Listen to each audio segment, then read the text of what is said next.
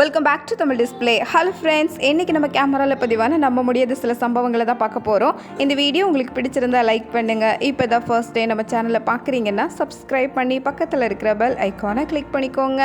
இப்போ வாங்க வீடியோக்குள்ளே போகலாம். இங்கே ஸ்டேஜில் உட்காந்துருக்கிற ஆட்களை இந்த பக்கம் ஓரமாக நிற்கிறவர் கவனிச்சுட்டே இருக்கிறாரு. சரியான நேரம் பார்த்து மெதுவாக பக்கத்தில் போனார்.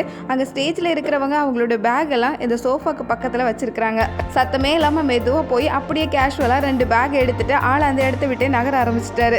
கேமராவில் பார்த்து தான் தெரிஞ்சுக்கிட்டாங்க. அடுத்தது இங்கேருந்து வீடியோவில் பார்க்குறது 2 பேர் நின்றுட்டு இருக்கிறாங்க. பின்னாடி ஒரு ஆள் மெதுவாக வந்து பாக்கெட்டில் இருக்கிற பர்ஸ் எடுக்கிறாரு. அதனால கொஞ்ச நேரமாக இவரை சுற்றி வரதுனால இங்கேருந்து ஒருத்தர் அந்த வீடியோவை ஷூட் பண்ணிகிட்டே இருந்திருக்கிறாரு.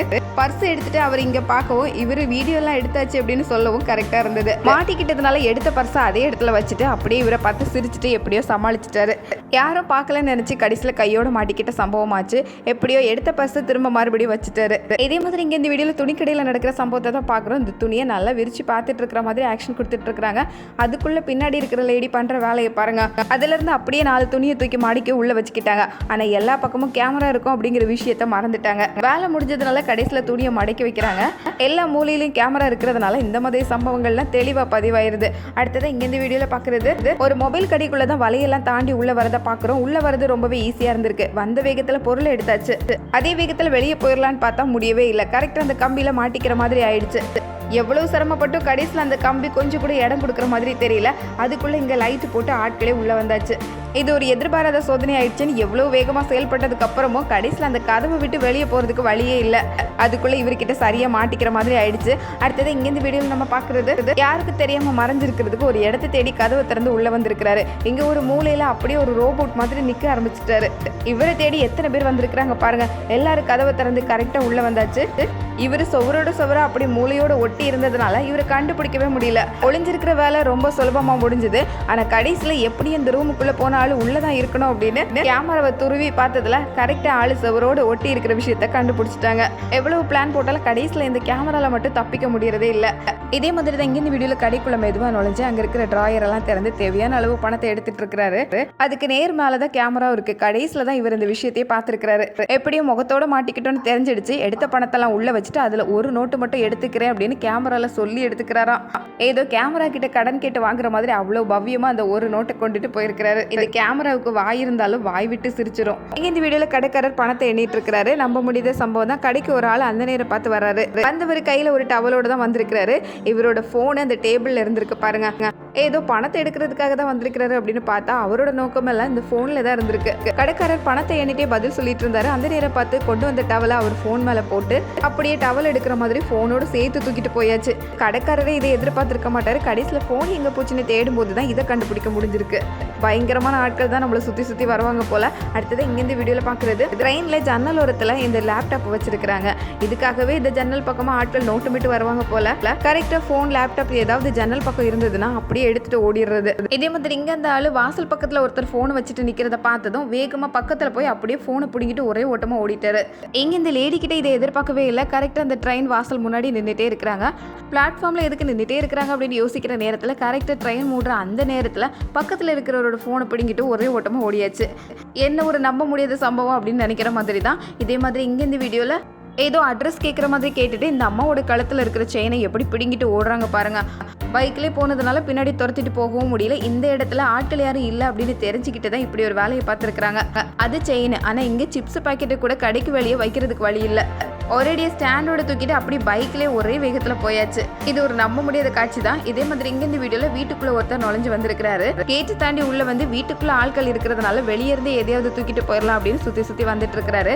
வெளியே ஒரு சைக்கிள் நிக்கிறத பார்த்ததும் மெதுவும் அந்த சைக்கிளை உருட்டிட்டு போகிறதுக்கு கேட்டு பக்கம் நெருங்கியாச்சு. இப்ப வெளியே ஏதோ சத்தம் கேட்குது அப்படின்னு வந்து எட்டி பார்த்தவர் சைக்கிளை தூக்கிட்டு ஒரு ஆள் போற விஷயத்த பார்த்து பின்னாடியே துரத்திட்டு போறாரு. இனி சைக்கிளையும் பூட்டி தான் வைக்கணும் போல. அடுத்தது இங்க இந்த வீடியோல நம்ம பாக்குறது இந்த லேடி பாக்குறதுக்கு ரொம்ப வித்தியாசமா இருந்திருக்காங்க. குரலுமே வித்தியாசமா இருந்தது.